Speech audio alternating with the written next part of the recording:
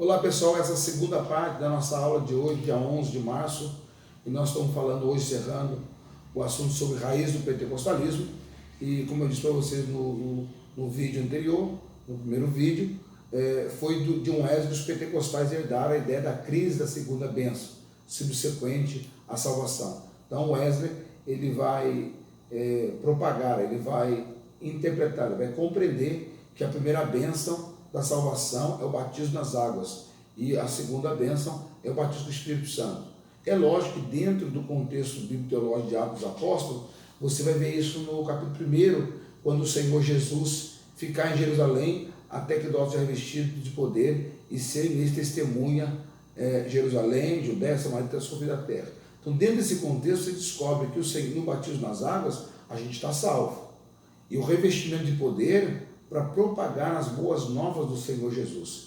O Wesley chama isso de segunda bênção, de você ser capacitado, ser preparado como testemunha viva das boas novas do Evangelho.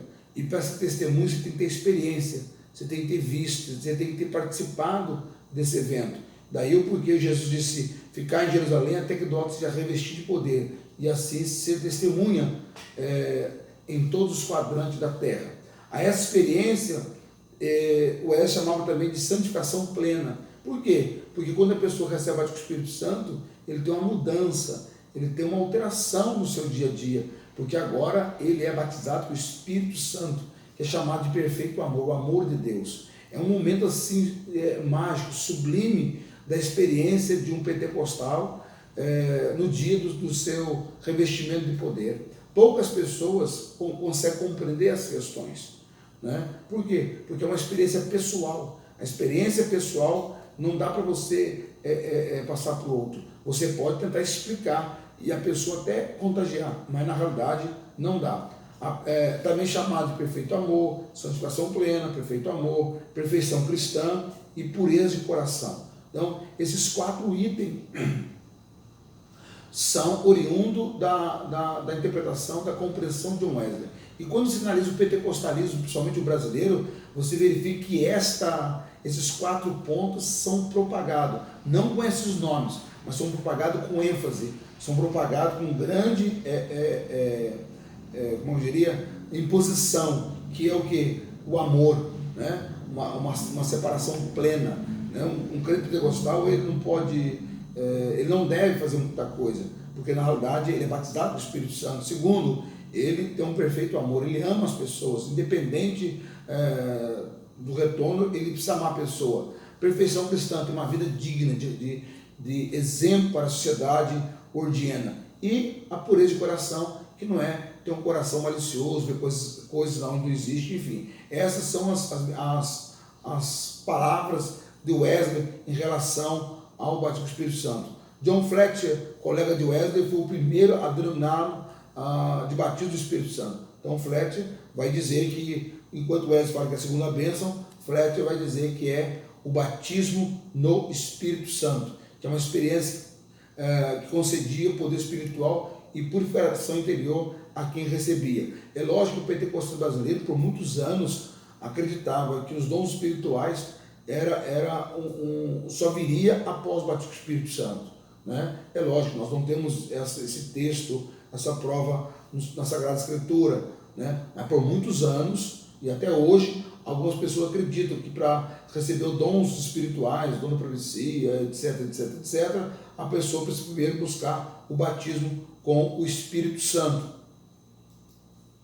E aí você verifica, né, que essa prática, de uma forma assim, falha, ela gerou muitas pessoas amantes, desejosos de sentir o poder de Deus, né? No século XIX, Edward Irving e seus amigos em Londres admitiram a possibilidade da restauração dos dons espirituais da igreja moderna.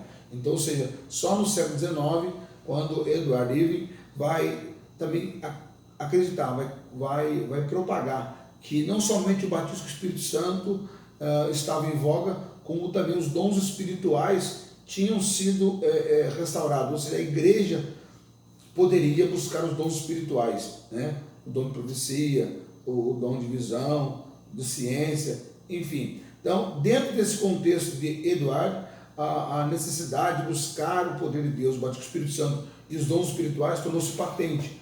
O popular ministro presbiteriano liderou a primeira tentativa de avivamento carismático realizado na igreja presbiteriana em Regent Square, ou seja, ele vai trabalhar dentro da presbiteriana, ou seja, do grupo calvinista, sobre a manifestação do Espírito Santo e dos dons espirituais, né? É lógico que ele recebeu muitas críticas, ele recebeu muita oposição, mas manteve-se fiel nas suas ações, e aí hoje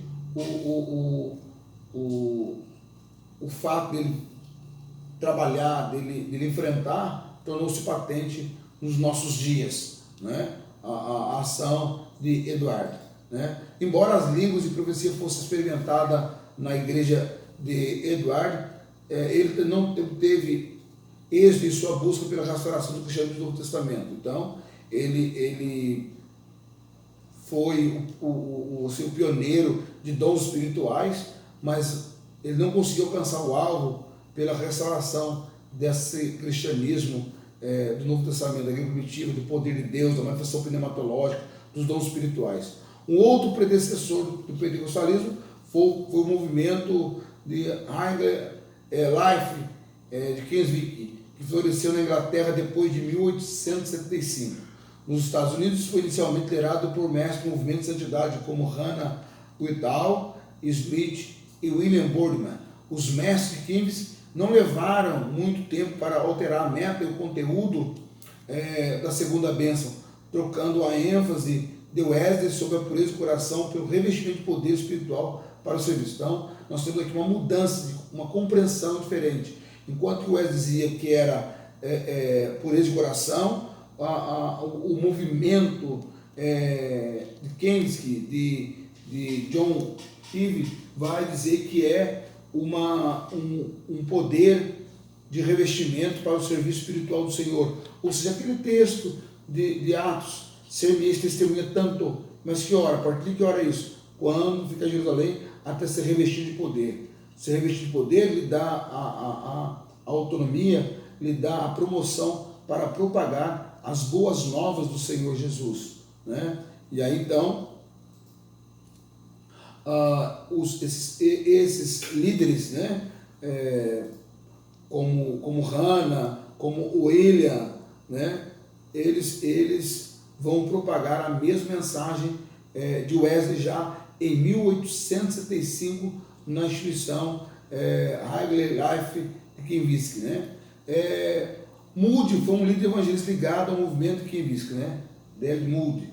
Desse modo, quando o Pentecoste irrompeu nos Estados Unidos em 1901, já existiam e havia pelo menos um século movimento que enfatizava a segunda bênção.